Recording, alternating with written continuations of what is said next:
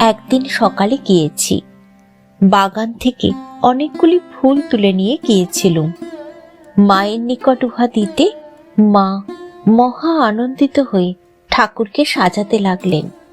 নীল রঙের এক রকমের ফুল ছিল, সেইগুলো হাতে করে বললেন, আহা, দেখেছ কি রং!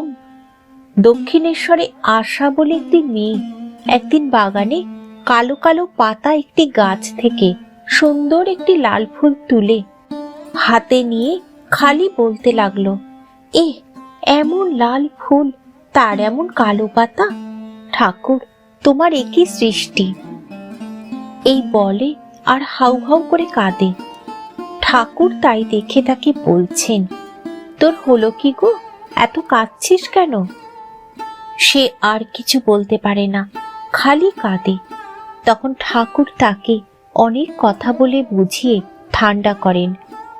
আহা, এই ফুলগুলি কেমন নীল রং দেখো! ফুল না হলে কি ঠাকুর মানায়? এই বলে মা অঞ্জলি অঞ্জলি ফুল নিয়ে ঠাকুরকে দিতে লাগলেন। প্রথমবার দেবার সময় কয়েকটি ফুল সহসা তার নিজের পায়ে পড়ে গেল দেখে বললেন, ও মা, আগেই আমার পায়ে পড়ে গেল। আমি বললুম, তা বেশ হয়েছে। মনে ভাবলুম, তোমার কাছে ঠাকুর বড় হলেও আমাদের কাছে তোমরা দুই এক।